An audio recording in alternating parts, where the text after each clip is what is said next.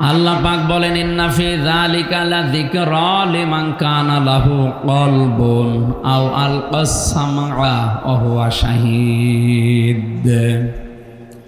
সূরা কফের ভেতরে আছে এই তেলাওয়াত, এই কোরআন, এই জিকির যদি শুনতে চাও এক নম্বরে উপস্থিত হয়ে শোনো।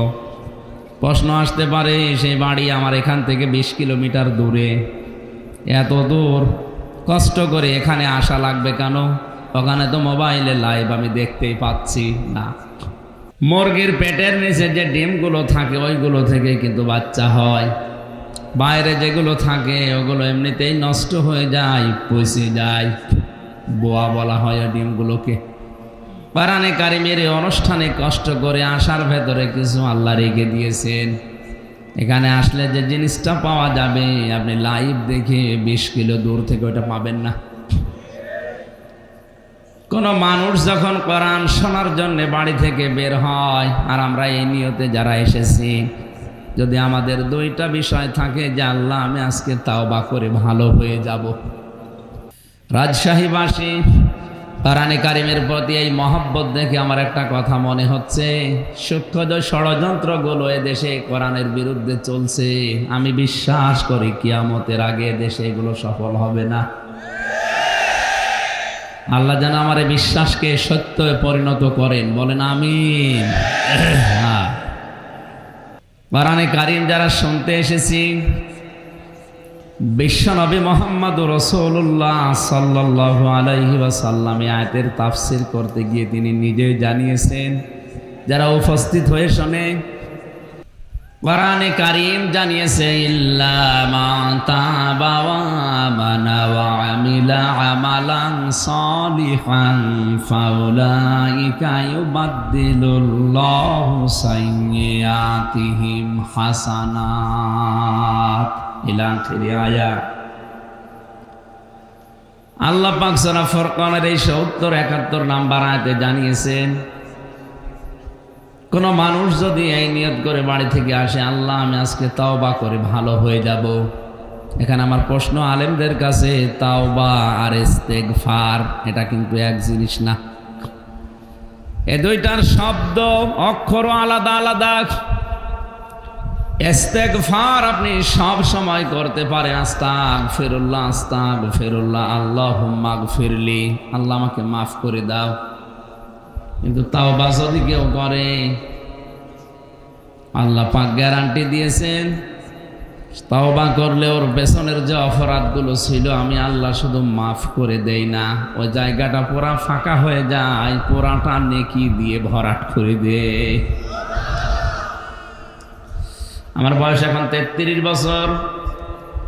এই 33 বছরে যত অপরাধ জানা না জানা আমি করেছি, আজকের এই ময়দানে যদি সত্যিই তাওবা করার নিয়তে আমি বসি, আর যদি তাওবা করতে পারি, আর তাওবার উপরে যদি সত্যি সত্যি টিকে থাকতে পারি, কোরআনে কারিম গ্যারান্টি দিচ্ছে ফাউলাইকা ইউবাদদিলুল্লাহ, আল্লাহ যেন নিজের কুদরতি হাতের আঙ্গুল এভাবে দেখিয়েছেন।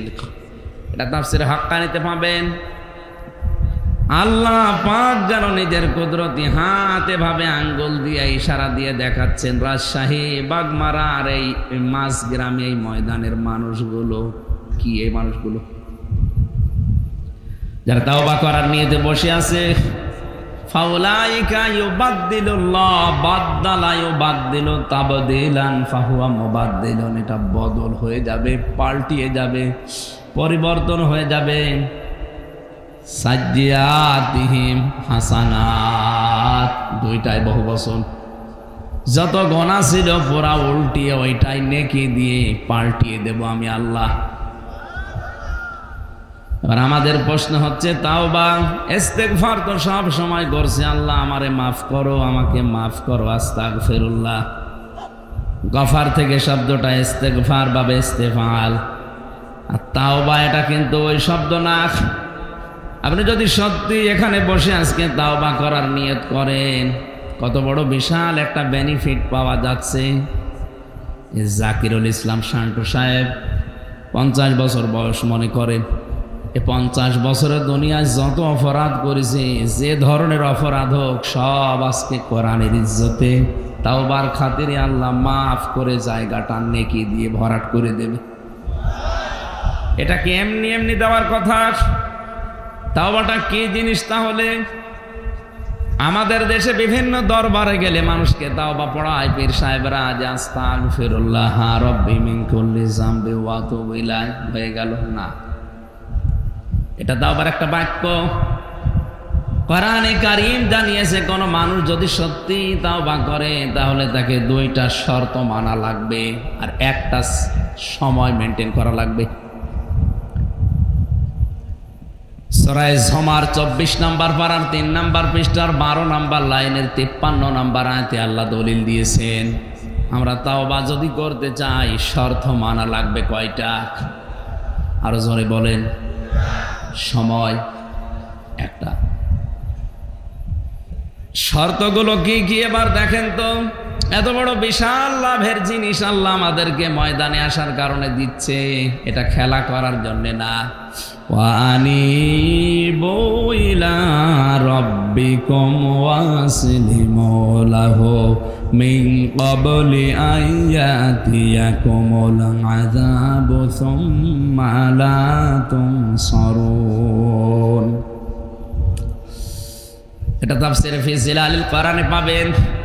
সাইয়্যিদ কুতুব শহীদ রহমাতুল্লাহ আলাইহি তাফসীর করতে গিয়ে লিখেছেন, কোন মানুষ যদি সত্যি তাওবা করে তাকে ফিরে আসা লাগবে 1 নম্বরে আল্লাহর দিকে।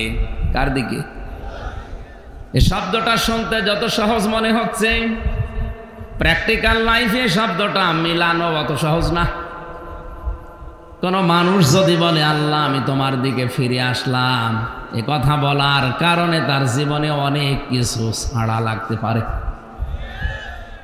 কথার ওজন টের পাচ্ছেন আপনি? না না, কথার ওজন টের পাওয়ার কথা আলেমদের। এ পৃথিবীতে কেউ যদি বলে আল্লাহ আমি তোমার দিকে ফিরে আসলাম, ওর জীবনে বহু জিনিস ছেড়ে দেওয়া লাগতে পারে।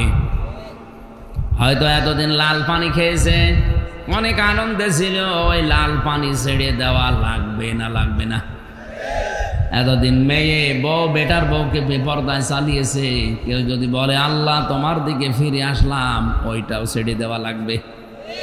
আর ওইটা ছেড়ে দেওয়া কি অত সহজ? আপনি যদি আজকে যে বলেন আমি আল্লাহর দিকে ফিরে এসেছি, তওবা করে এসেছি ময়দান থেকে, আর তোমাদেরকে এভাবে রাস্তায় যেতে দেব না, এমনও বউ আছে বলবে তোর ভাত আমি খাবো না। এই শব্দটা বলা যত সহজ ছিল, প্র্যাকটিক্যালি মিলানো অত সহজ। সূরা বুরুজের তাফসীরে পড়েছিলাম, ওই যে জালিম বাদশার নাম আমরা শুনেছি, তাকে ইউনূস, এই লোকটা জীবন্ত মানুষদেরকে অগ্নিকুণ্ডের ভেতরে যখন ফেলছিলেন, একটা ছোট মাসুম বাচ্চাকে প্রথমে যখন ফেলে দিয়েছে, তার মা কান্নাকাটি করছিল। আগুনের ভেতর থেকে বাচ্চাটা আওয়াজ দিচ্ছে, মা এটা আগুনের কুণ্ডলী না, এটা ফুল বাগান। তুমিও আমার মতো লা ইলাহা ইল্লাল্লাহ শব্দটা উচ্চারণ করে চলে আসো, আমার মতো তুমিও বাগানে থাকতে পারবে। এ দৃশ্য দেখে ওই বাদশার যে মন্ত্রী ছিল, সেও ছিল জালেম। এ দৃশ্য দেখার পরে চিন্তা করছে, প্রচণ্ড অগ্নিকুণ্ডের ভেতরে, এ প্রজ্বলিত আগুনের ভেতরে যদি এ কালিমা পড়ার পরে ফুল বাগান মনে হয়, আমার জীবনের মন্ত্রিত্ব পাওয়ার পরও আমি এরকম বাগান পাইনি। আমি আজকেই তাওবা করলাম, আমি ফিরে আসলাম। বাদশার কানে কথা যাওয়ার সঙ্গে সঙ্গে তার মন্ত্রিত্ব থেকে তাকে বাদ দিয়ে দিয়েছে। এত বড় কঠিন জিনিস হারানোর পরেও কিন্তু সে তাওবা ত্যাগ করেনি। আর আপনি আজকে এখান থেকে আনিবু ইলা রাব্বিকুম এ শব্দ শোনার পরেই মনে করছেন তো সহজ শব্দ, আল্লাহর দিকে ফিরে আসা, এই আর কি, এই আর কি। আপনি মিলিয়ে দেখেন আপনার জীবনে কত কিছু ছেড়ে দেওয়া লাগতে পারে। 2 নাম্বার শর্তটা আরো কঠিন, আসলিমু লাহু, আত্মসমর্পণ করা লাগবে। এটা শিখিয়েছিলেন আমাদের জাতির পিতা হযরত ইব্রাহিম নবী আলাইহিস সালাম। আত্মসমর্পণ আল্লাহর বিধানের সামনে কি করে করা লাগে তার জীবনে 50টা পরীক্ষা দিয়ে তিনি আমাদেরকে দেখিয়েছেন। وَإِذِ ابْتَلَى إِبْرَاهِيمَ رَبُّهُ بِكَلِمَاتٍ فَأَتَمَّهُنَّ قَالَ إِنِّي جَاعِلُكَ لِلنَّاسِ إِمَامًا قَالَ وَمِنْ ذُرِّيَّتِي قَالَ لَا يَنَالُ عَهْدِي الظَّالِمِينَ। সূরা বাকারার 124 নম্বর আয়াতে আল্লাহ বলেন, আমি ইব্রাহিমকে পদে পদে পরীক্ষা নিয়েছি জীবনে।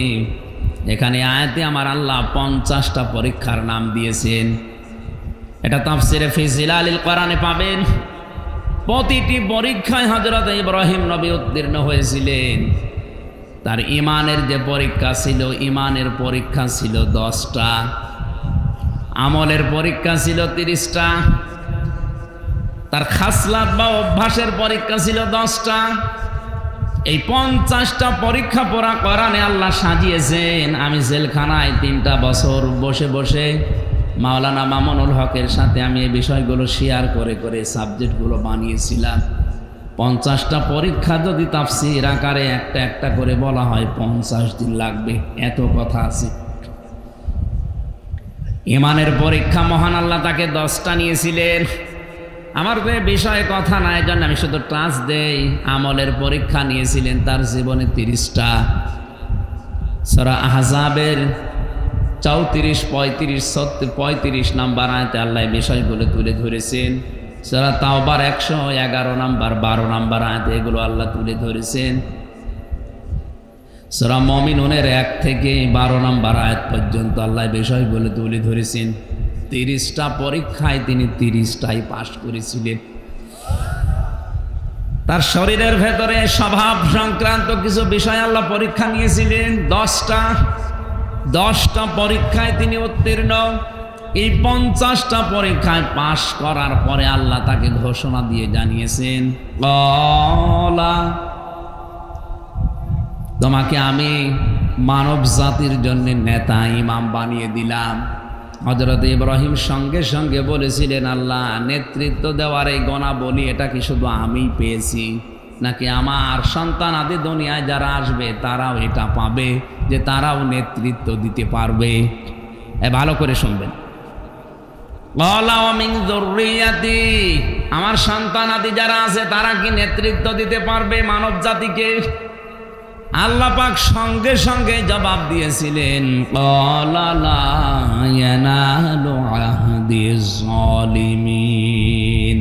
এই যে ইয়ানালু এটা মোসারে, বর্তমান ভবিষ্যৎ, প্রেজেন্ট ফিউচার। আহাদ মানে অঙ্গীকার করা, ওয়াদা করা। আল্লাহ বলেন কোন জালেমের জন্য আমি আল্লাহর কোনো অঙ্গীকার নেই, ওয়াদা নেই। তার মানে আয়াত দিয়ে আল্লাহ ফতোয়া দিয়েছেন কিয়ামত পর্যন্ত কোন জালেম পৃথিবীর মানব জাতির নেতৃত্ব দিতে পারবে না। অথচ আজ পৃথিবীর বড় বড় জালেম যারা, তারাই নেতা হয়ে বসে আছে। তারা আজ ইমানদারদেরকে নিষেধ করে যে তোমরা এ লাইনে আসার দরকার নেই। আরে ভাই, আপনি তো জুলুম করছেন আপনার নফসের উপরে, আপনি জুলুম করছেন আপনার জনগণের উপরে, আপনি জুলুম করছেন ফিলিস্তিনের মানুষের উপরে। আপনার জন্যে এ শব্দটা বলা মানায় না, তোর জন্যে। এই নেতানিয়াহুর মতো এই জঘন্যতম বেয়াদবকে আপনি বলা সাজে না, ওরে বলা লাগবে তুই। তোর জন্য পৃথিবীতে নেতৃত্ব দেওয়াই জায়েজ নেই। তোর অনুসারী দুনিয়াতে যারা আছে তাদেরও নেতৃত্ব দেওয়া হারাম। আপনি মনে করছেন ওরা আল্লাহ একজন আছে, বিশ্বাস করে না? করে। কেন? অহংকার করে, হিংসা করে, শুধু আমাদের নবীকে ওরা মানে নাই। এই জন্য ওদের উপরে আল্লাহ নিজে লানত দিয়েছেন। দলালাত, গমরাহি, এই শব্দটা ওদের উপরে চাপিয়ে দিয়েছেন। প্রতিদিন আমরা লক্ষ লক্ষ মুসলমানেরা ওদের জন্য বরদোয়া করি, গায়রিল মাগদুবি আলাইহিম ওয়ালাদ-দাল্লিন। এই শব্দটা বলা হয় না? 17 ওয়াক্ত নামাজ, 17 রাকাত নামাজ যদি কেউ ফরজ নামাজও পড়ে প্রতিদিন, সুন্নত নফল মুস্তাহাব নাও পড়ে, শুধু ফরজ নামাজ পড়ে, তাও 17 বার এই বরদোয়া আপনি ইহুদি খ্রিস্টানদের উপরে দিতে আসেন 5 ওয়াক্ত নামাজে। আর যদি নফল সুন্নত পড়েন, ওয়াজিব পড়েন, তাহলে কয়েকশো বার আপনার মুখ দিয়ে আল্লাহ একটা কথাই বের করে নিচ্ছে, বলো যে তোমাদের উপরে আল্লাহর লানত গজব, তোমরা গোমরাহ। কিয়ামত পর্যন্ত ইহুদিদের উপরে আল্লাহর লানত, আল্লাহর গজব। তাফসিরে আমি যে 2টা কারণ পেয়েছি এদের উপরে গজব নাযিল করা, আল্লাহ রাব্বুল আলামিন 2টা কারণের ভেতরে দিয়েছেন। ওরা সত্যকে সত্য জানার পরেও মানত না, হিংসা করে আর অহংকার করে। ওদের তাওরাতে, ওদের ইনজিলে লেখা ছিল আমাদের নবী মুহাম্মদুর রাসূলুল্লাহ শেষ নবী, সর্বশ্রেষ্ঠ নবী। কিন্তু নিজেদের ধর্মে, ইহুদি ধর্মে, খ্রিস্টান ধর্মে মুহাম্মদুর রাসূলুল্লাহ আসে নাই। এই কারণে তারা জানার পরও অহংকার করে, হিংসা করে মানত না। লেগে সত্যকে সত্য জানার পরে যদি কেউ হিংসা করে, অহংকার করে, না মানে, আল্লাহ পাক বলেন কিয়ামত পর্যন্ত তার উপরে আমার লানত, আমার বরদোয়া, আমার গজব। বলেন নাউজুবিল্লাহ। এই আয়াত পড়ার পরে মনে হচ্ছে এটা শুধু এখন আর ইহুদি খ্রিস্টানদের উপরে নেই, এটা আমাদের উপরেও এখন চাপতেছে। কারণ এখানে হাজারো মুসলমান সত্যকে সত্য জানার পরও আজ অনেকে মানতে চায় না, হিংসা করে আর অহংকার করে। ও কিন্তু জানে যে কুষ্টিয়া থেকে আমির হামজা এসেছে, ওর বাবার কথা বলবে না, কথা বললে কোরআন দিয়েই বলবে, দলিল দিয়েই কথা বলে। এরপরও হিংসা করে মানে না, না এ তো আমার দলের মুরিদ না, এ তো আমার দলের লোক না। যে হিংসা করে, অহংকার করে মানে না, এগুলো এক প্রকার ইহুদি খ্রিস্টানদের মতো। রাজশাহী বিভাগে নেই।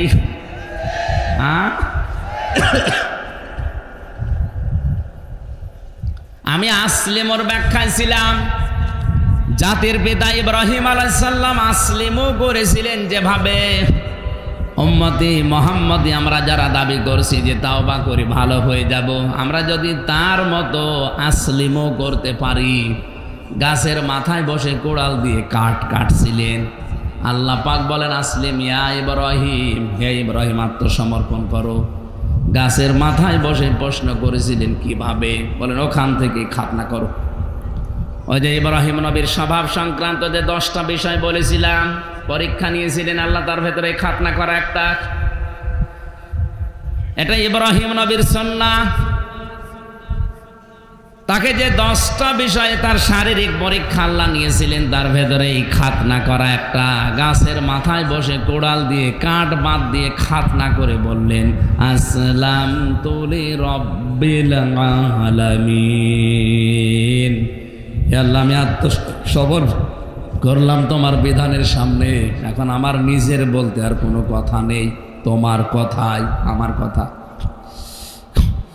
রাজশাহীবাসী এই শব্দটা আমি যত সহজে বললাম, আপনি নিজের বাস্তব জীবনে এত সহজে কি মিলানো সম্ভব? আবাকুম ওয়া আবনাকুম আউলিয়া ইন ইস্তাহাব্বুল কুফরা আলাল ঈমান ওয়া মান ইয়াতাওয়াল্লাহুম মিনকুম ফাউলাইকা হুমুজ যালিমুন। ওহে যারা বিশ্বাস করো আল্লাহ একজন আছে, কিয়ামত হবে, তারা শোনো, কখনো তোমাদের মা বাবা, তোমাদের সন্তানাদি, স্ত্রী পুত্র, এগুলোকে এরা যদি ইমানের পরিবর্তে কুফরিকে বেশি ভালোবাসে, তাদের সাথে সম্পর্ক রাখা যাবে না। শব্দটা কত কঠিন আপনি জানেন। বদরের ময়দানে পরীক্ষা দিয়েছিল সাহাবায়ে কেরাম এই আয়াতের। হযরতে সিদ্দিক আকবর রাদিয়াল্লাহু তাআলা আনহুর সন্তান আব্দুল্লাহ যুদ্ধের পরে এসে বলছে, বাবা আমি কিন্তু জিহাদের ময়দানে বদরে তোমারে পেয়েছিলাম, কিন্তু তুমি আমার বাবা, এজন্য আমি কিছু বলি নাই। হযরতে আবু বকর সিদ্দিক ওই সময় বলেছিলেন, সন্তান তুমি আমার যুদ্ধের ময়দানে পাবার পরও সুযোগ পেয়েও কিছু বলো নাই বাবা মনে করে। আল্লাহর কসম করে বলছে, আমি যদি তোমার একবার দেখতে পেতাম আর আমি যদি সুযোগ পেতাম, কসম ওই আল্লাহর তুমি আমার সন্তান, এটা আমার মনে থাকতো না। কারণ আমি কোরআনে কারিমের আয়াত পড়েছি, ইনস্তাহাব্বুল কুফরা আলাল ঈমান, যে সন্তানাদি, যে স্ত্রী, যে ভাই ভাগ্যর, যে মা বাবা, এরা যদি আল্লাহ রাসূলের পরিবর্তে, ইমানের পরিবর্তে কুফরিকে বেশি ভালোবাসে, তাদের সাথে সম্পর্ক রাখা যাবে না। তারা এই আয়াতটা বাস্তব জীবনে মিলিয়েছিল। আমরা আজ অনেকে মিলাতে পারি না। কোরআনে কারিমের আয়াতগুলো বিশেষ করে মধ্যপ্রাচ্যে যারা আছে মুসলমানেরা, আর আমরা এই বাংলাদেশ, ভারত, পাকিস্তানে যারা আছি, তারা কিন্তু কোরআনের আয়াত একই আছে, বাস্তব প্রেক্ষাপট মিলাতে গিয়ে আমরা আলাদা করে ফেলি। আমি রিমান্ডে থাকাকালীন এক হিন্দু অফিসার, ওর অনেকগুলো আয়াত দেখলাম মুখস্থ আছে। আমারে বলছে, হুজুর একটা কথা বলি, আপনি তো মাওলানা মানুষ, আপনি তো বিভিন্ন জায়গায় ওয়াজ করেন। আমি সরকারি কাজে 2 বছর ইয়ামেনে ছিলাম, ওমান। ওখানে থাকাকালীন আমি দেখেছি ওনাদের কোরআনে কারিম হাদিস মেনে নেওয়ার, আমাদের কোরআনে কারিম হাদিস মানা, এই 3টা দেশে এক না। আপনি তো হিন্দু, অন্য জাতির লোক, কিভাবে কি বোঝেন? আমি যে দোকানে খাবার খেতাম, দোকানের মালিক বসে আছে, টাকা নিচ্ছে ক্যাশ, আর যেখানে খাবার দেয় হোটেলের বয় বলা হয়, ওটা ওই মালিকের নিজের আপন ছোট ছেলে। মানুষকে রুটি দেয়, পানি দেয়, এগুলো সব টেনে দেয় তরকারি। ডাক দিয়ে একদিন বললাম, ভাই আপনি এই দোকানের মালিক, এত টাকা পয়সা আপনার, আর আপনার নিজের ছেলে, ওকে মানুষের মতো মানুষ না করে ওরে বড় একটা জায়গায় তুলে না দিয়ে আপনি কি করেছেন? ছেলেকে হোটেলের বয় বানিয়েছেন। একটা কথা হলো, উনি ওনার ভাষা দিয়ে বুঝিয়েছে, ভাই আপনি কোন দেশের মানুষ আমি জানি না, তবে অনেকদিন আপনি আমার হোটেলে খাবার খান, এই জন্য আপনাকে বলছি, এটা আমার নিজের ছেলে হতে পারে। কোরআনে কারিম এবং নবীর হাদিস আমার সামনে আছে। ইয়া আইয়ুহাল্লাযীনা আমানু ইন্না মিন আযওয়াজিকুম ওয়া আওলাদিকুম আদুওয়াল লাকুম ফাহযারুহুম ইলা আখিরি আয়াত। ও হিন্দু অফিসার আমাকে বলছিল, হুজুর এ দোকানের মালিক আমাকে কোরআনে কারিমের সূরা তাগাবনের এই 14 নাম্বার 15 নাম্বার আয়াত আমাকে শোনালো। আমারও কোরআনের অনেক আয়াত মুখস্থ আছে, আমি বাংলা সহ মুখস্থ করেছি। আমাকে মনে বোঝাতে চেয়েছে যে আল্লাহ পাক জানিয়েছেন, ইমানদারেরা তোমাদের স্ত্রী সন্তান কখনো কখনো তোমাদের শত্রু হয়ে দেখা দেবে, সুতরাং তাদের থেকে সতর্ক থাকবা। আমার এই সন্তানটাকে আমি যা মনে করি, আপনাকেও আমি একই জিনিস মনে করি, কারণ আল মুসলিম আখুল মুসলিম, মুসলমান মুসলমানের ভাই। আপনি জাতিতে কি, আপনাকে তো আমি চিনি না, কিন্তু মুসলমান মনে করি বলছি। আমার এই নিজের আপন সন্তানকে আমি যা মনে করি, পৃথিবীর 175 কোটি মুসলমানকে আমি তাই মনে করি না। এখানে বোঝার চেষ্টা করেন তো কথাটা কি বোঝাতে চাইলেন তিনি। যে আমার দায়িত্ব ছিল নবীর হাদিস অনুযায়ী আমার এই সন্তানের একটা সুন্দর নাম রাখা, আমি ওর নাম রেখে দিয়েছি আব্দুর রহমান। 2 নাম্বারে ওকে আমি দ্বীনের শিক্ষা দেওয়া, এটা আমার দায়িত্ব ছিল। দ্বীনের শিক্ষা মানে হাফেজ মাওলানা শায়েখ বানানো লাগবে না, ইসলাম মানতে যতটুকু প্রয়োজন অতটুকু শিক্ষা দেওয়া ফরজ আমি শিখিয়েছি। অন্তত ইসলামের যে মৌলিক জিনিস এগুলো মানতে পারে। 3 নাম্বারে ওকে একটা সৎ পাত্রী দেখে পাত্রস্থ করা আমার দায়িত্ব ছিল, আমি একটা সৎ পাত্রী দেখে ওকে বিয়ে দিয়েছি। 4 নাম্বারে ওকে একটা হালাল কর্মজীবন তৈরি করে দেওয়া আমার দায়িত্ব ছিল, আমি দিয়েছি আমার সামর্থ্য অনুযায়ী। আমার দোকানেও কর্মচারী হয়ে কাজ করে, মনে করেন 20,000 টাকা বেতন পায়, এটা দিয়ে ওর সংসার হালাল ভাবে ভালোভাবে ওর স্ত্রী নিয়ে চলছে, কোনো অসুবিধা নেই। আমি তো আর ওর জন্যে 5 লাখ 10 লাখ 20 লাখ টাকা খরচ করে হারাম কোনো কাজে সুপারিশ করে একটা চেয়ারে বসিয়ে দিতে পারি না। কথাটার ওজন কত আপনি টের পাচ্ছেন?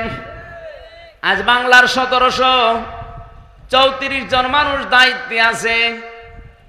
এই ওমানের এই দোকানদার মুসলমানের মতো যদি এদের মন মানসিকতা তৈরি হয়ে যেত, এই দেশে ঘুষ নেওয়ার জন্য পিটিয়েও লোক পাওয়া যেত না। তিনি কি বোঝাতে চেয়েছেন?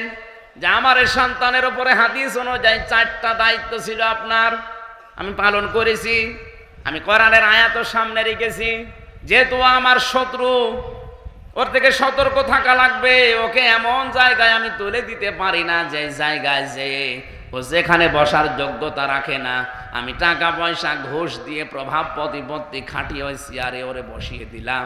ওইটার কারণে ওই চেয়ারে বসে ও আরো হাজারো অন্যায় করবে।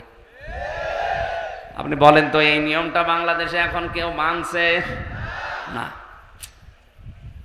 এই জন্য ওনাদের কোরআনে কারিমের আয়াতগুলো মানা আর আমাদের দেশের মানুষের কোরআনের আয়াত মানা একই আয়াত, কিন্তু মেনে নেওয়ার সিস্টেমটা এক না। আজ আমরা এই মন মানসিকতা নিয়ে যদি তৈরি হতে পারতাম যে ঈমান এবং আল্লাহর পরিবর্তে যারা কুফরিকে, শিরিককে, বেদাতকে বেশি ভালো মনে করে, ও আমার সন্তান হলো আমার শত্রু, ও আমার স্ত্রী হলো আমার শত্রু, ওর থেকে আমার সতর্ক থাকা লাগবে। হ্যাঁ, ওর প্রতি আমার যে দায়িত্বগুলো আছে জায়েজ পর্যায়ে আমি জীবন থাকতে পালন করে যাব। ওকে আমার দিনের শিক্ষা দেওয়ার দরকার ছিল, আমি শিক্ষা দিয়ে দিয়েছি। আজকে দুপুরবেলা যেখানে মাহফিল ছিল আমি বলেছিলাম, এদেশে বাংলাদেশে একজনের 4টা ছেলে, সব হায়ার এডুকেটেড, সব উচ্চ শিক্ষিত, আর 2টা মেয়ে। 6 ভাই বোন মিলে বাবার সম্পদগুলো নিজেদের নামে লিখে দিয়ে এই 95 বছর বয়সী এই বৃদ্ধকে পাঠিয়ে দিয়েছে রাস্তায়। যা অনেকে শোনার পরে একটু আফসোস করলো, দেখলাম বলছে নাউজুবিল্লাহ। কেন আপনি নাউজুবিল্লাহ বলবেন? এ দোষ কি শুধুমাত্র ওই 6 ছেলে মেয়ের? ওই মুরব্বীর দোষ নেই? ওর যে 4টা দায়িত্ব ছিল একটাও পালন করে নাই। ছেলে মেয়েদের নাম রাখার ক্ষেত্রেও ও এমন এমন নাম রেখেছে, নামের ভেতরে প্রভাব আছে। নাম রেখে দেয় ডেঞ্জার। ডেঞ্জার মানে কি? অত বড় হয় ভয়ঙ্করী হবে।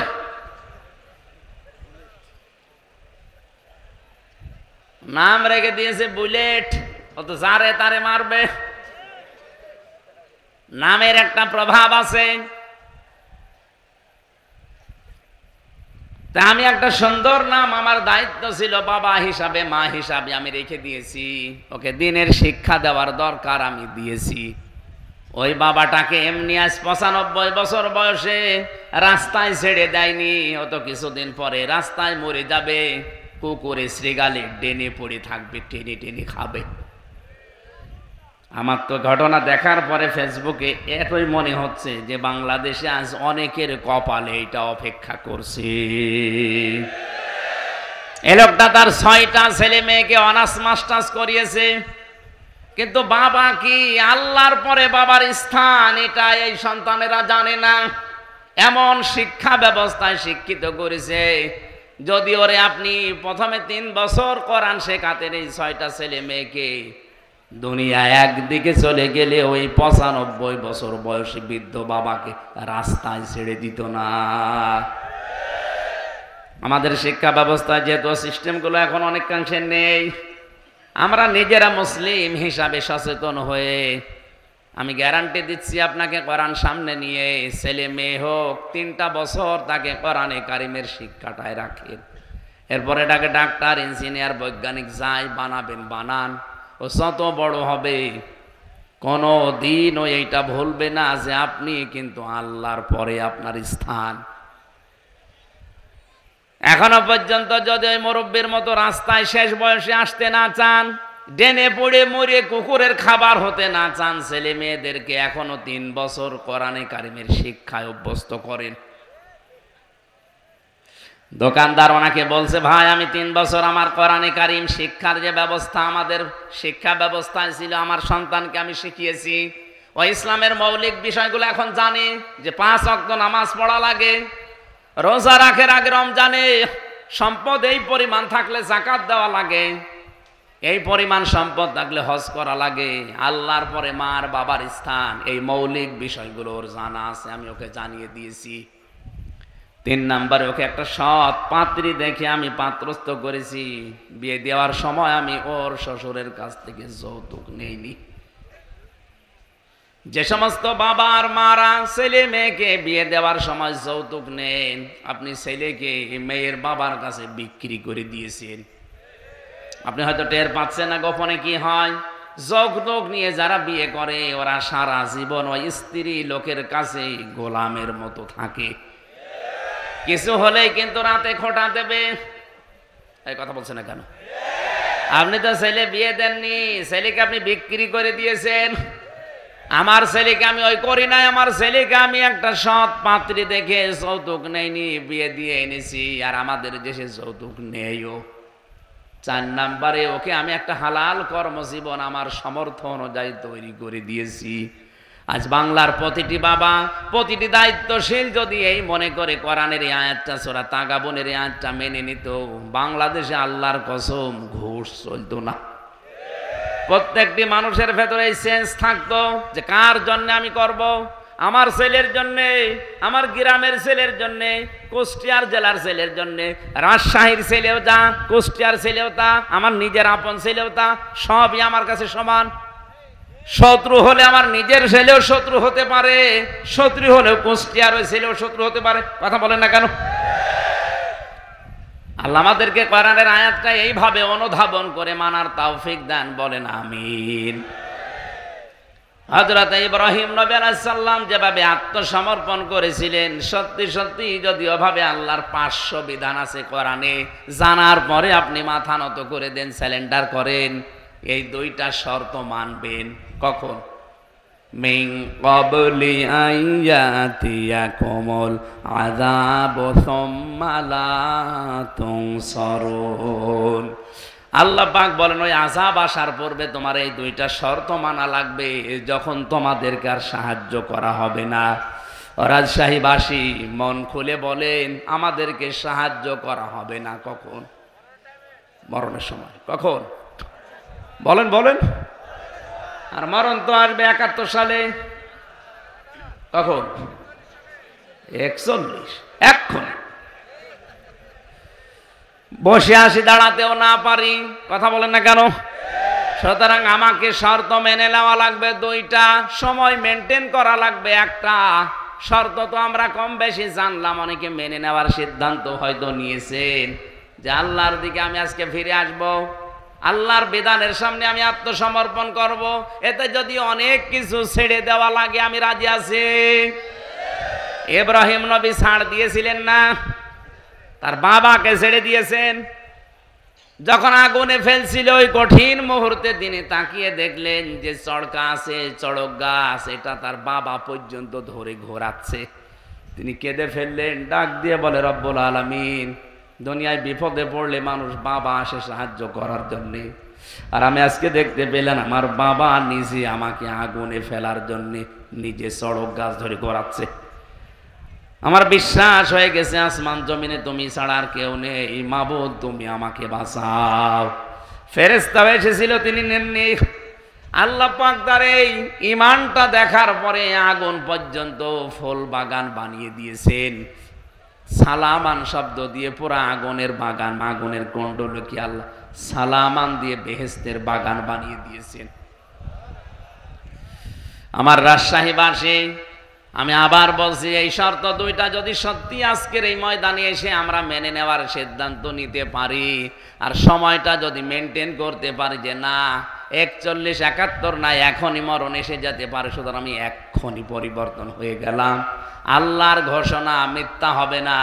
বাড়ি যাওয়ার আগে আপনাকে মনে হবে যে আপনার মা কেবল প্রসাব করেছে, আপনি বেগুনা ব্যক্তির মতো হয়ে যাবেন।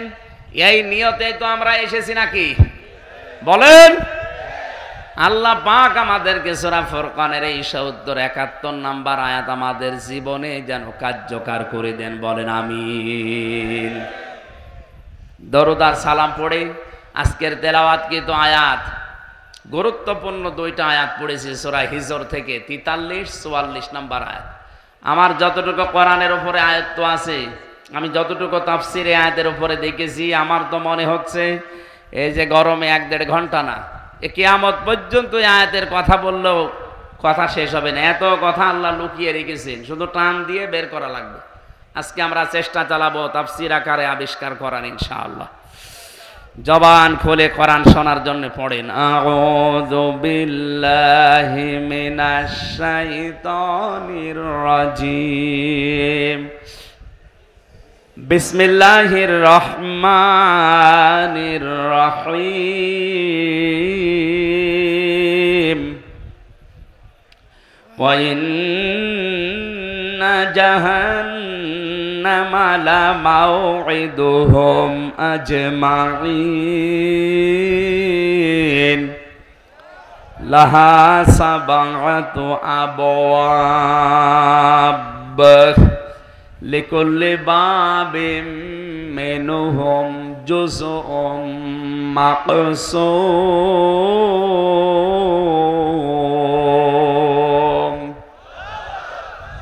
সাদাকাল্লাহুল আযীম। সূরা হিজর। কোন সূরা? হিজর মানে পাহাড়ের পাথর। কিসের পাথর? পাহাড়ের পাথর নামে আল্লাহ এই সূরাটা নাযিল করলেন। ৯৯টা আয়াত দিয়েছেন। এ সূরার সর্বশেষ আয়াত হচ্ছে আল্লাহ পাক বলেন, ইবাদত করতে থাকবা ওই সময় পর্যন্ত যতক্ষণ তোমার কাছে মরণ না আসে। তার মানে ইবাদত এটা শুধু ২-১ দিন ৫ দিনের ব্যাপার না, মানুষের জীবনে ইবাদত চলবে ওই সময় পর্যন্ত যতক্ষণ পর্যন্ত মরণ না আসে। এখন ইবাদতটা কি? আমরা অনেকে এখানে ধারণা করে রেখে দিয়েছি। এই সূরার সর্বশেষ আয়াত কি? ওয়া'বুদ, তোমরা ইবাদত করো, রব্বাকা, তোমার রবের, হাত্তা, যতক্ষণ, ইয়াতিয়াকাল ইয়াকিন, তোমার কাছে মরণ না আসে। আমি আয়াতের তাফসীর পড়তে গিয়ে কাবীর ফখরুদ্দিন রাজি রহমতুল্লাহ আলাইহির 5টা মন্তব্য পেয়েছি। আমি কি তাফসীর আকারে বলবো না কিচ্ছা বলবো? তাফসীরুল কোরআন মাহফিল আপনি লিখে দিয়েছি, এই জন্য আমি ওইদিকে যাচ্ছি। যেহেতু ধারণাটা পাল্টাতে হবে ইবাদতের। মানুষ মনেই করে ইবাদত মানে মসজিদে যতক্ষণ নামাজ পড়ি ওইটা ইবাদত, রমজান আসলে যতক্ষণ 11-12 ঘন্টা রোজা রাখি ওইটা ইবাদত, হজ করতে গিয়ে যে 4-5 দিন সময় লাগে ওইটা ইবাদত, যাকাত শুধু বছরে একবার যে কয় মিনিট দিয়েছি ওইটা ইবাদত। কে বলেছে আপনাকে? আল্লাহ পাক বলেন মরণ যতদিন না আসে ততদিন পর্যন্ত ইবাদত করবা তোমার রবের। তার মানে এই শব্দ থেকে বোঝা যায় ইবাদত শুধু মসজিদের এই 5 মিনিট 7 মিনিট 10 মিনিট না, রমজানের 11-12 ঘন্টা না, অবশ্যই ইবাদত করা লাগবে আজরাইল আসার আগ পর্যন্ত। এই হিসাবে আমি যে খাবার খাই এটাও ইবাদত। কথা বলেন না কেন? কেউ যদি সকালবেলা উঠে নাস্তা করার সময় বলে বিসমিল্লাহির রহমানির রহিম, এই শব্দ বলার পরে মুখে খাবার দেয়, 8 মিনিট 10 মিনিট 15 মিনিট 20 মিনিট ধরে যদি রুটি খায়, খাবার খায়, পুরা খাবারটাই হয়ে যাবে ইবাদত। খাবার খাওয়ার পরে টয়লেটের প্রয়োজন দেখা দেয়, টয়লেটে প্রবেশ করার সময় যদি কেউ বাম পা দিয়ে প্রবেশ করে বলে আল্লাহুম্মা ইন্নী আউযু বিকা মিনাল খুবুসি ওয়াল খাবাইস, হে আল্লাহ আমি যত দুষ্ট জিন আছে সে নারী জিন হোক পুরুষ জিন হোক তাদের থেকে তোমার কাছে আশ্রয় চাই। এই শব্দটা বলার পরে যখন মানুষ টয়লেটে বসে তখন শয়তানের চোখের উপরে পর্দা পড়ে যায়। এখানে কত হাজার হাজার মুসলমান আছে এই শব্দটা বলে টয়লেটে বসবে এইটাও বলে না, ও জানেও না। শয়তান কিন্তু জান্নাত থেকে আদম হাওয়াকে বের করে দেবে, এটা তার টার্গেট ছিল না। প্রথমে ওর প্রথম টার্গেট ছিল আদম হাওয়াকে আমি কি করে উলঙ্গ অবস্থায় লজ্জায় স্থান দেখব। এজন্য এই শব্দটাকে নবীজি আমাদের শিখিয়েছেন, শয়তান যেন তোমাদের লজ্জা স্থান থেকে আনন্দ করতে না পারে। আজ যারা নিজেদের শরীরকে উন্মুক্ত করে গোপন অঙ্গগুলো মানুষকে দেখিয়ে আনন্দ পায়, বুঝবেন ওইটার ভেতরে আর শয়তানের ভেতরে কোনো পার্থক্য নেই। আমরা বাংলাদেশ সহ একটা বিশ্বে একটা প্রাণী দেখি, কুকুর, 1-1.5 হাত লেজ। কথা বলে না কেন? অথচ লেজটা পুরো উল্টো করে দেখিয়ে মানুষকে বলে যা দেখবি দেখ। ও কিন্তু ঢেকে রাখলে রাখতে পারে। এই কথা বলছেন এখানে। ও ঢেকে রাখলে রাখতে পারে, লজ্জা স্থান উন্মুক্ত করে মানুষকে দেখে আরো আনন্দ পাচ্ছে। আজ যারা নিজেদের গোপন অঙ্গকে, যে সমস্ত বিষয়গুলো ঢেকে রাখা দরকার ছিল, এগুলো যারা জনগণকে দেখিয়ে উন্মুক্ত করে আরো আনন্দ উল্লাস করে, বুঝবেন এইটা আর কুকুর সমান।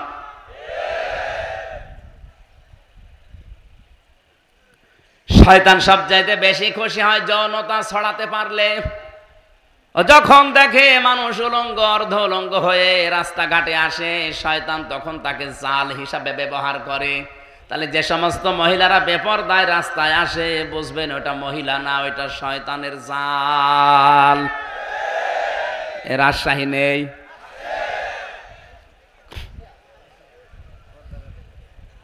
কোন মহিলাকে নবীজি দাজ্জুস বলেন নাই হাদিসে, আর দাজ্জুস লা ইয়াদখুলুল জান্নাহ, এটা মুযাক্কার শব্দ। ওই পুরুষ মানুষ দাজ্জুস যার মেয়ে পর্দার ভেতরে কন্ট্রোলে থাকে না, যার স্ত্রী পর্দার ভেতরে কন্ট্রোলে থাকে না, যার বোন পর্দার ভেতরে কন্ট্রোলে থাকে না, যার মা পর্দার ভেতরে কন্ট্রোলে থাকে না। নবীজি ওই পুরুষকে বলেছেন দাজ্জুস, ওর জন্য জান্নাত হারাম। এ হাদিস অনুযায়ী বাংলাদেশে কত মানুষের ওপরে জান্নাতে যাওয়া নিষিদ্ধ, আপনি চিন্তা করে দেখেন। আজকে থেকে আমলটা আমরা ইবাদতটা আরম্ভ করব। টয়লেটে যদি 8 মিনিট 10 মিনিট আপনি সময় ব্যয় করেন, এই দোয়াটা পড়ে বসার সঙ্গে সঙ্গে ইবাদত আরম্ভ হয়ে যায়। বলেন ওইটাও আবার ইবাদত? হ্যাঁ, ওইটাও ইবাদত। ওখান থেকে যখন ডান পা দিয়ে আপনি বের হয়ে বলেন গফরানাক, কি বলেন? কেন বলেন বলেন তো? এই কথাগুলো ভালো করে বুঝেন। কেন আপনি 8-10 মিনিট 15 মিনিট টয়লেটে বসে থাকার পরে ডান পা দিয়ে বের হওয়ার সময় গফরানাকা বলেন? আল্লাহকে বলতে চান, মাবুদ আমি এই 10 মিনিট পর্যন্ত তোমার জিকিরের, তোমার তাওবার, তোমার ক্ষমার বাইরে ছিলাম, আমি পড়তে পারি নাই। এই জন্য বের হওয়ার পরে আমি তোমার কাছে বলছি গফরানাকা, আমাকে আগে মাফ করে দাও।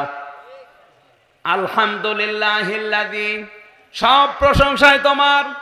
আযহাবা আন্নিল আযা ওয়াফানি, প্রশংসা এই জন্যে করছি যে তুমি আমার পেট থেকে গান্ধা জিনিসগুলো বের করে দিয়ে, এই কষ্টদায়ক বিষয়গুলো বের করে দিয়ে তুমি আমাকে নিরাপত্তা দিলে, স্বস্তি দিলে, শান্তি দিলে। এই শব্দটা শুধু বলা না, বাস্তবে যদি আমার আল্লাহ সত্যি এটা বন্ধ করে দিত, টয়লেট যদি কারো বন্ধ হয়ে যায়, প্রসাব যদি বন্ধ হয়ে যায়, ডাক্তার আছে, আমারও কয়েকদিন আগে চট্টগ্রামে থাকাকালীন বন্ধ হয়ে গিয়েছিল প্রসাব। ডাক্তারকে দেখানোর পরে আমারে বলছে 12,000 টাকা খরচ হবে এটা আবার চালু করার জন্য।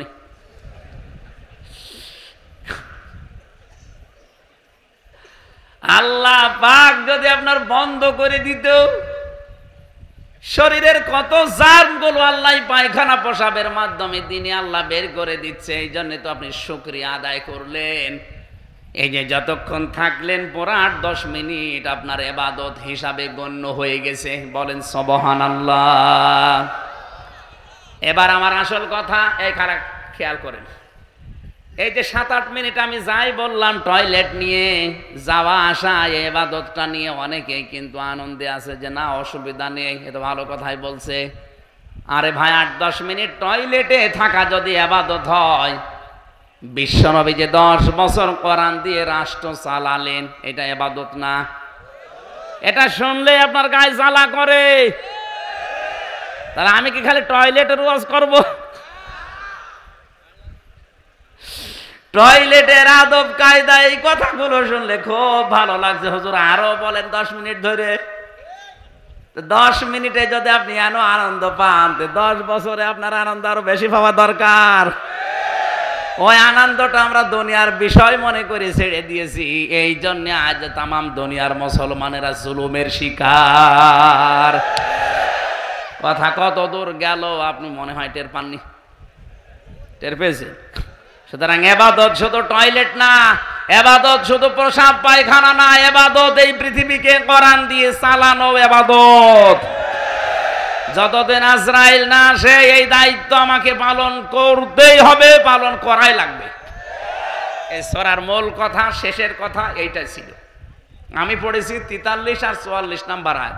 এর উপর প্রথম থেকে আল্লাহ আলোচনা করেছেন আদম আর হাওয়াকে নিয়ে। তাদেরকে বানানো, তাদেরকে সেজদা দেওয়া, তাদেরকে কিছু শেখানো, এই সমস্ত কথাগুলো ছিল।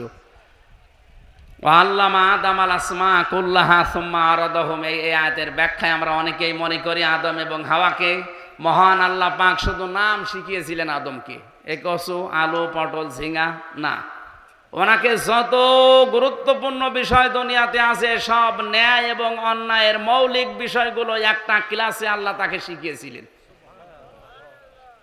আসমা এসএম এর বহু বছর, এর ভেতরে তাফসিরের ভেতরে আমি পেয়েছি পৃথিবীতে যত ন্যায় এবং অন্যায় এর মৌলিক বিষয়, যত বিবেক কাজ করে সব ওই ক্লাসে আল্লাহ আদমকে শিখিয়েছিলেন। কারণ ক্লাস নিয়েছে সরাসরি কে? আর ছাত্রকে আদম নবী। জায়গা কোনটা? আপনি কি একটু চিন্তা করতে পারেন? যিনি ক্লাস নিচ্ছেন তিনি সরাসরি আল্লাহ, যিনি ক্লাস করছেন তিনি সাধারণ মানুষ না, তিনি নবী। আর যে জায়গায় ক্লাস হচ্ছে এটা রাজশাহী ভার্সিটি না, কোন জায়গা? এত বড় একটা গুরুত্বপূর্ণ ক্লাসে আলু, পটল, ঝিঙা এইটা শেখাবে আপনার মনে হয়? ওগুলো তো এমনি শেখানো যায়। উনি শিখিয়েছিলেন এইটা মানব জীবনের ন্যায় কি অন্যায় কি এইগুলো আল্লাহ ওই ক্লাসে শিখিয়েছিলেন। এই জন্যে বাবার পক্ষ থেকে আমরা ওইটা অটোমেটিক পেয়ে গেছি। ন্যায় কোনটা অন্যায় কোনটা এটা আমরা এমনিতেই জন্মগতভাবে বুঝি, কারণ ওই বাবার পক্ষ থেকে পেয়েছি। এই কথাগুলো প্রথম দিক থেকে রুকুর প্রথমে ছিল। আল্লাহ রাব্বুল আলামিন শেষ পর্যন্ত আদম আলাইহিস সালামকে জানিয়ে দিলেন, হে আদম, তোমাকে আমি পাঠিয়ে দিলাম তোমার স্ত্রী এবং ওই শয়তানকে সাথে দিয়ে, সাথে পাঠালাম আমার হেদায়াত, আমার পথ নির্দেশিকা। যদি মেনে আসতে পারো যেখান থেকে পাঠিয়ে দিলাম আবার এই জায়গায় ফিরিয়ে নিয়ে আসবো। আর যদি মেনে নিয়ে আসতে না পারো, ওয়া ইন্না জাহান্নামা লামাউইদুহুম আজমাইন, যারা মানবে না তাদেরকে ওই শয়তানের সাথে একত্রিত অবস্থায় জাহান্নামে পাঠাবো। কোন জায়গায়? বলেন বলেন। এবার আলোচনা শুরু করছে আয়াত থেকে। আল্লাহ রাব্বুল আলামিন যে হেদায়েত বাণী পাঠিয়েছেন যুগে যুগে, তার সর্বশেষ হেদায়েতের নাম হচ্ছে কোরআনে কারীম। হুদাল লিন্নাস, হাযা বায়ানুল লিন্নাস। এই কোরআনে কারীম থাকার পরেও যারা আল্লাহর বিধানগুলো মেনে চলতে পারে না, ব্যর্থ হয়, ওই মানুষগুলোকে আল্লাহ শয়তানের সাথে জাহান্নামে একত্রিত করবেন। এজন্য আজমাইন বহু বচন দিয়েছেন। যে জাহান্নামে আল্লাহ প্রবেশ করাবেন ওই জাহান্নামের বর্ণনা এবার দিচ্ছেন। লাহা সাবাতু আবওয়াব, এই হার মারসা ওই জাহান্নামের দিকে, কারণ আয়াত শুরু হয়েছে জাহান্নাম দিয়ে। আল্লাহ বলেন এই জাহান্নামের দরজা 7টা। জাহান্নামের দরজা কয়টা? সারা জীবন আমরা এখানে অনেকেই পড়েছি জাহান্নাম 7টা, জান্নাত 8টা। কোন জায়গায় পেয়েছেন আপনি? এই যে জাকিরুল ভাই, কোনদিন পেয়েছেন যে জাহান্নাম 7টা জান্নাত 8টা পেয়েছেন? কোন জায়গায় পড়িয়েছেন? শুনেছেন শুধু? কোরআনে কারিমে সূরা হিজরের 44 নম্বর আয়াতে আল্লাহ দলিল দিচ্ছেন জাহান্নাম একটা, তার দরজা 7টা, জান্নাত একটা, দরজা 100টার উপরে। আমরা হয়তো 8টা বেশি জানি তাই বলি। যেই শ্রেণীতে পড়বে ওই দরজা দিয়ে সে প্রবেশ করবে। ক্লাস 1-এ পড়ে 5-এ যে ক্লাস করতে পারবে? তো 5-এ উঠতে হলো এখনো 5 বছর পড়া লাগবে। এখানে স্কুল কয়টা আছে বলেন তো? বলেন বলেন। ক্লাসরুম।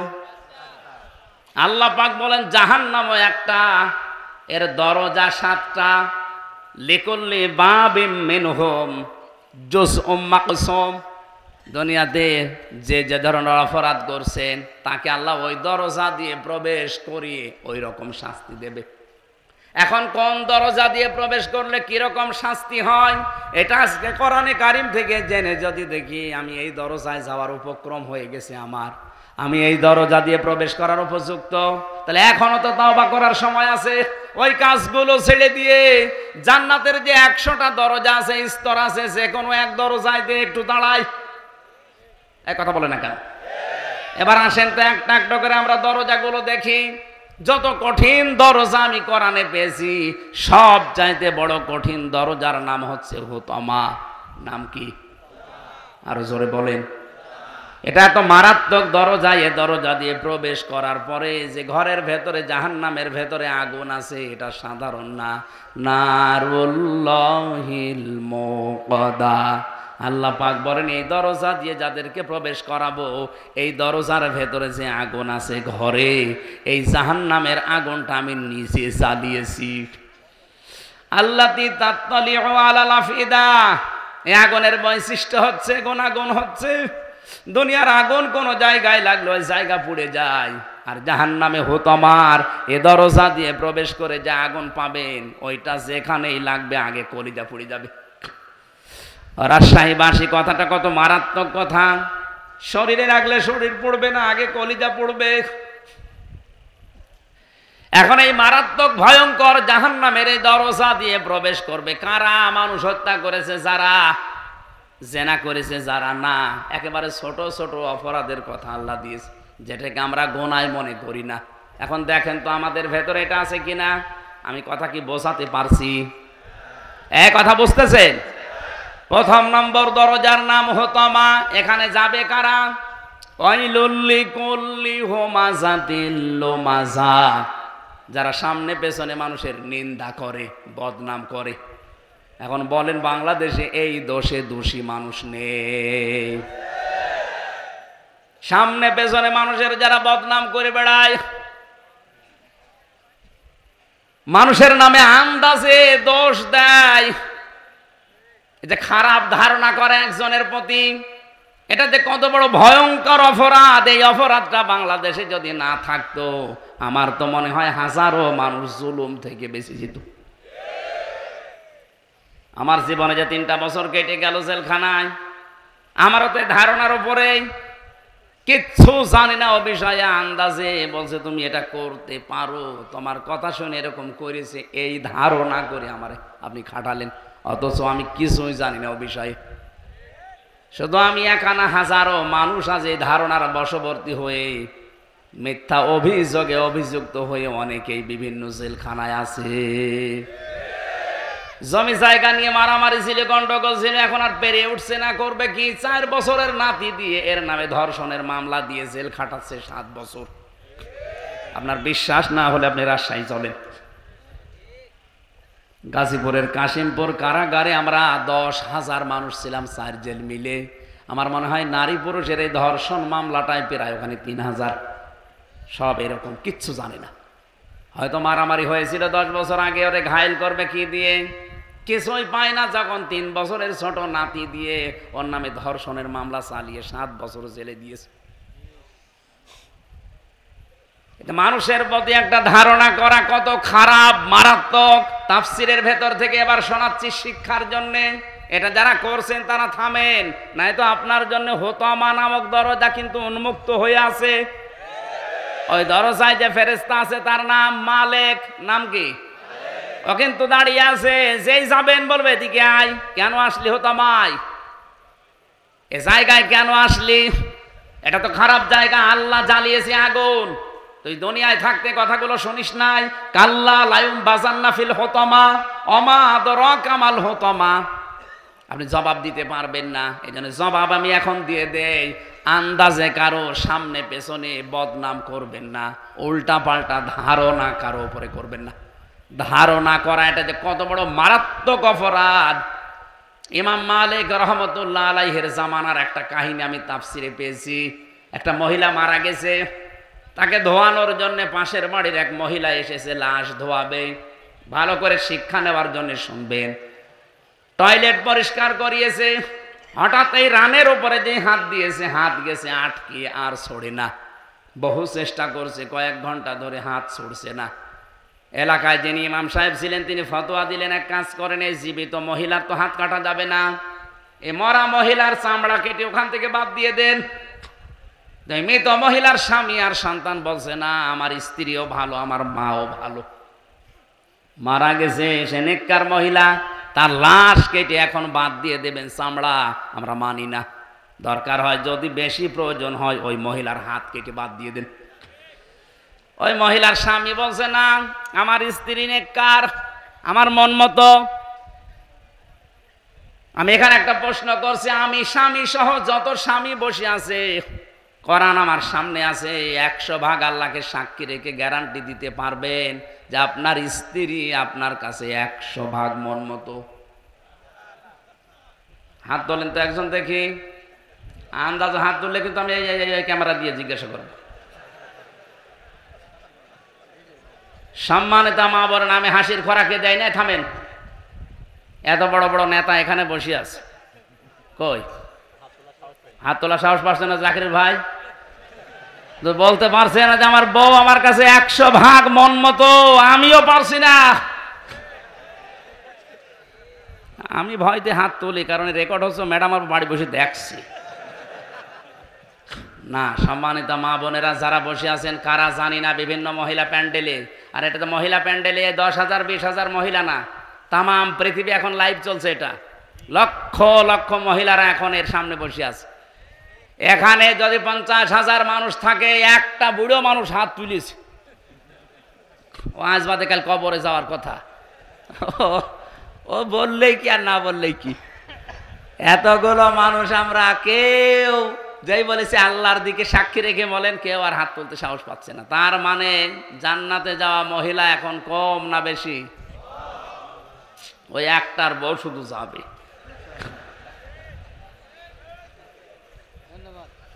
আলহামদুলিল্লাহ, যাক, বুড়ো মানুষ হলো ভালো। আপনার বউর জন্য আমরা দোয়া করব। আপনি হাসতেছেন, বলেন তো, একটা মানুষ বাদ দিয়ে কেউ সাহস পাইল না? এ লোকটা যখন বলেছে আমার বউ আমার মন মতো, আমি হাত কাটতে দেব না, আমি তো এসেছিলাম উপকার করার জন্য, আর এখন আমার এই বিপদে ফেল। তখন বলছে ঠিক আছে, এভাবে থাকো, পোশাক পায়খানা তো প্রয়োজন হয়েছে এই মহিলার, কিন্তু হাত তো ছড়ে না, কি করবে? শেষে ওই দেশের প্রধান বিচারপতি ছিলেন ইমাম মালিক রহমতুল্লাহ আলাই। মদিনায় তিনি বাস করেন। ঘোড়ায় নিয়ে তাকিয়ে, ঘোড়ায় চড়িয়ে নিয়ে আসা হচ্ছে।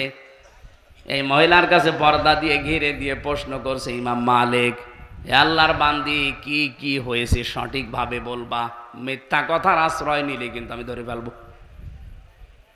ঘোড়া থেকে প্রথম থেকে একটা একটা করে বলছে, আমি এই করেছিলাম, আমি তো আপন মনে এসে লাশ ধোয়ানোর জন্য প্রসাব পায়খানা পরিষ্কার করিয়ে শুধু রানের উপরে হাত দিয়েছি, আর হাতটা আটকিয়ে গেছে।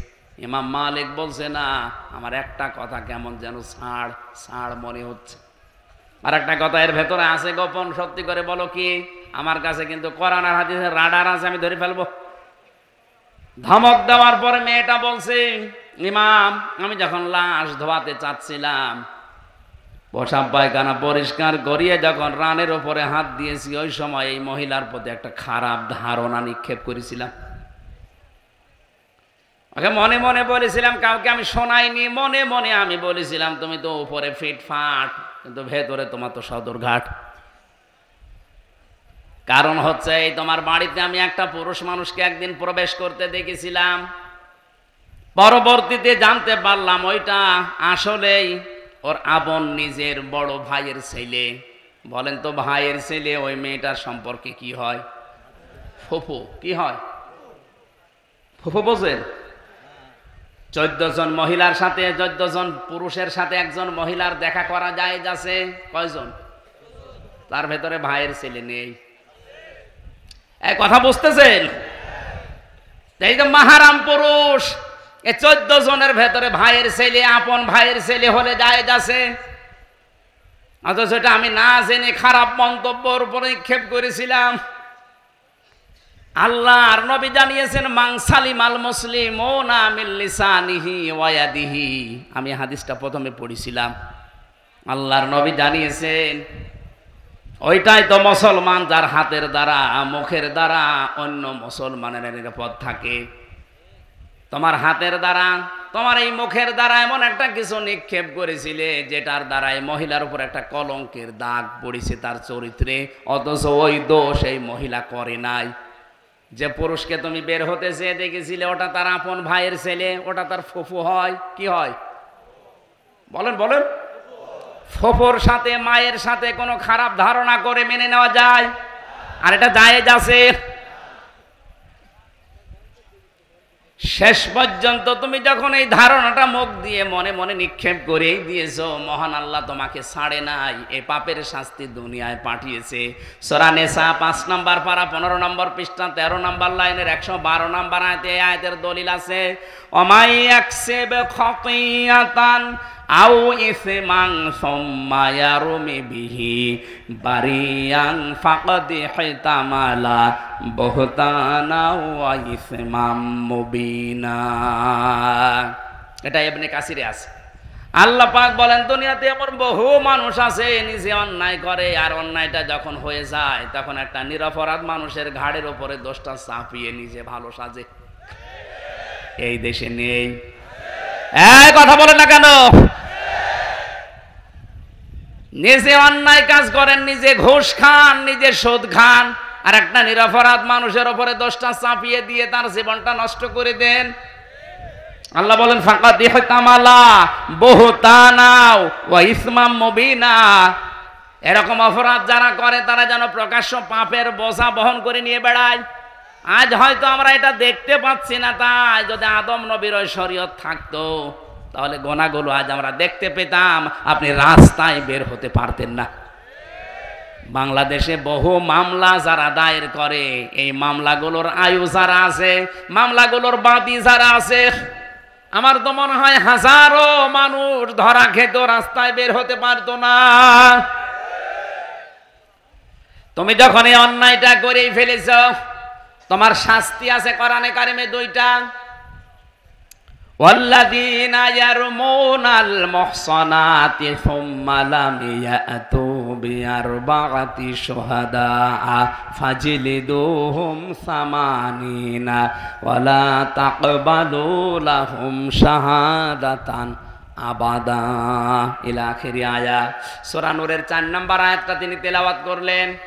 উপস্থিত স্বামী 2 জন আছে, ওর স্বামী আর মৃত মহিলার স্বামী, 2 জনকে বললেন আমি প্রধান বিচারপতি এই দেশের, কোরআনে কারিম দিয়ে রায় দিয়ে দিলাম, এই মহিলা যদি নিরপরাধ কোনো নেককার মহিলার উপরে জেনার তহমত, ধর্ষণের তহমত, ব্যভিচারের তহমত লাগায়, আর যদি 4 জন সাক্ষী জোগাড় করতে না পারে, তাহলে তার প্রথম শাস্তি 80টা বেত মারা। 2 নাম্বার, কোনো দিন তার সাক্ষী আর কবুল হবে না, আদালতে গ্রহণ করা হবে না। ওর যেহেতু সাক্ষী নেই, তাহলে 80টা বেত মারা লাগবে এখন, আর জীবনে বেঁচে থাকতে ওর সাক্ষী আর আদালতে গ্রহণ হবে না। এই আয়াতটা যদি আজ বাংলাদেশের সংসদে 53 বছর আগে কায়েম থাকতো, এই কথা বলছেন, কত মানুষের সাক্ষী এমনি বাতিল হয়ে যেত। আমরা মামলার চার্জশিট দিয়েছে, বিচার শুরু হবে। বলেন তো এই মামলায় কিছুই আমি জানি না, আনসার আর কি যেন নাম দিয়েছো, জীবনে ছাতা নাম ওর শুনি নাই। এখন এই মামলায় যারা সাক্ষী দেবে, মামলার আয়োজনই আছেন, অবশ্যই সাক্ষী তো আস, নাই তো রিপোর্ট দিল কি করি। এই সাক্ষী যারা দেবে, কোরআন আমার সামনে, আল্লাহর কসম, এই মামলায় যারা সাক্ষী দেবে, বলেন একটা কথাও সত্য বলতে পারবে না, সব বানিয়ে মিথ্যা কথা বলা লাগবে। যারা কোনো নিরপরাধ মানুষের উপরে কোনো দোষ চাপিয়ে, ওটা যদি সত্যি সত্যি না হয়, প্রমাণ না হয়, তাহলে 2টা শাস্তি কোরআন তাদের দিয়েছে। 80টা বেত মারা লাগবে। 2 নম্বরে, জীবনে আদালতে তার কোনো সাক্ষী মরণ পর্যন্ত কবুল হবে না, গ্রহণ হবে না। জল্লাদকে ডাক দিয়ে বলে শুরু কর। 80টা বেত মারা শুরু হয়ে গেছে, 79টা পার হয়ে গেছে, কিন্তু হাত খোলে না। জল্লাদ ডাক দিয়ে বলে ইমাম, কোরআন দিয়েই তো রায় দিলেন, কিন্তু হাত তো খোলে না। ইমাম মালিক বললেন না, ওয়া তাম্মাত কালিমাতু রাব্বিকা সিদকাও ওয়া আদলা লা মুবাদদিলা লিকালিমাতি। কোরআনে কারিমে আল্লাহ বলেন, আমার কালামে যা কথা আছে সব সত্য কথা, সব ইনসাফপূর্ণ কথা, আর কোনোদিন আমার কালামের কথা পরিবর্তন হবে না। যেহেতু আমি 80টা বেতের কথা জানিয়েছি, সামানি না, 80টা মারতে হবে, 79টা হয়েছে। আমি আল্লাহর কোরআনে 100 ভাগ বিশ্বাস করি, বিচার আমি কোরআন দিয়ে করেছি, এটা সঠিক হয়েছে, তুমি আর একটা মারো। জল্লাদকে যখন বলে আর একটা মারো, সঙ্গে সঙ্গে 80টা শেষ হতে হাত চট করে খুলে যেতে দেরি হয়নি। আমি শুধু সুবহানাল্লাহ নাউযুবিল্লাহ পড়ার জন্য বলি নাই। এখানে শিক্ষা কি? নিরপরাধ কোন মানুষের উপরে যে বিষয় সে জানে না এরকম একটা তহমত যদি কেউ লাগিয়ে দেয়, ওটা যেন প্রকাশ্য পাপের বোঝা বহন করে নিয়ে বেড়ায়, এটা কিন্তু ওই মহিলাকে দিয়ে আল্লাহ দেখিয়েছেন। আমার মনে হয় এটা যদি আজ বাংলাদেশে আল্লাহ দেখাতো, কত মানুষ এমনিতে ওয়াজের আগে ভালো হয়ে যেত। এই জন্য জাহান্নামে হোতমারে দরজা উন্মুক্ত তাদের জন্য যারা সামনে পেছনে মানুষের গীবত করে, আন্দাজে দোষ চাপিয়ে দেয়, এর কথা ওর কাছে লাগায়, তালাতালি করে সম্পর্ক নষ্ট করে দেয়। এই এতটুকু অপরাধের কারণে এই ভয়ঙ্কর দরজা দিয়ে আপনি যাবেন, আপনি কোনোদিন কল্পনা করেছেন? এখানে হাজার হাজার মানুষ, আমার মনে হয় অনেক মানুষ এমন পাওয়া যাবে দুনিয়ার কোনো বিষয় নিয়ে কথাবার্তা বন্ধ করে আজ 3 দিন 7 দিন 10 দিন 3 বছর কথা বলে না। কি অপরাধ করেছে? মুরগিতে ধান খেয়েছে, এই অপরাধ না। যারা 3 দিনের বেশি পার হয়ে গেছে কথাবার্তা বলেন না, যদি আজকের এই ময়দান থেকে এটা মিটিয়ে যেতে না পারেন, আর এই অবস্থায় যদি মরে যান, আপনি বেঈমান হয়ে মরবেন। এক্ষুনি মেটানো লাগবে। শুধু ওয়াজ শুনতে আসা না, এখান থেকে ওয়াজ বাড়ি নিয়ে যাওয়া লাগবে। কথাবার্তা বন্ধ করে দিয়েছেন 3 দিনের অধিক, এরকম কেউ থাকলে হাত তোলেন তো। কি কথা বন্ধ করেছেন কোন কারণে? না, আখেরাতের কোন বিষয় আল্লাহর সাথে রিলেটেড, ইসলামের সাথে, ওইটা হলে বাদ আলাদা। দুনিয়ার কোন বিষয়ের সাথে সম্পর্কিত কোন বিষয় নিয়ে যদি কথাবার্তা কেউ বন্ধ করে অবস্থায় মারা যান, আপনি কিন্তু 3 দিন পার হয়ে গেলে যদি মিটিয়ে ফেলতে না পারেন, আল্লাহর কসম আপনি বেঈমান হয়ে মরবেন, ঈমান পাবেন না। আপনার নামাজ, রোজা, দাড়ি, টুপি, পাগড়ি সব মাঠে মারা যাবে। আর এটা বেশিরভাগ হয় এই তালাতালি করার কারণে। সুতরাং এই গোনা থেকে আমরা যেন আজকেই মুক্ত হয়ে যেতে পারি। যারা এগুলো বন্ধ করে আছেন, যদি নিজের থেকে উদ্যোগ নিয়ে কথা আরম্ভ করতে পারেন, আল্লাহর আরশ আপনার উপরে খুশি হয়ে যাবে। এই আমলটা জারি করা যায় না? অন্তত যে 2 জন হাত তুললো এরা তো পারে নাকি?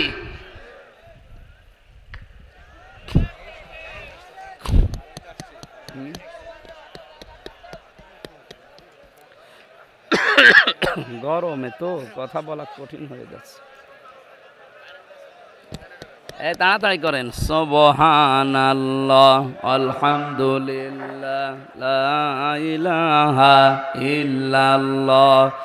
সুবহানাল্লাহ, আলহামদুলিল্লাহ, লা ইলাহা ইল্লাল্লাহ। সুবহানাল্লাহ, আলহামদুলিল্লাহ। এই লাইন দেন না কেন?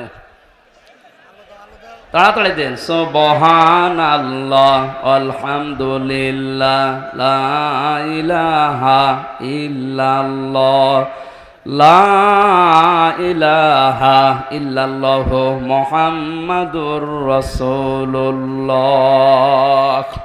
সম্মানিত ভাইরা, গরমে যে অবস্থা, আপনারা বসে আছেন, ধন্যবাদ আপনাদেরকে।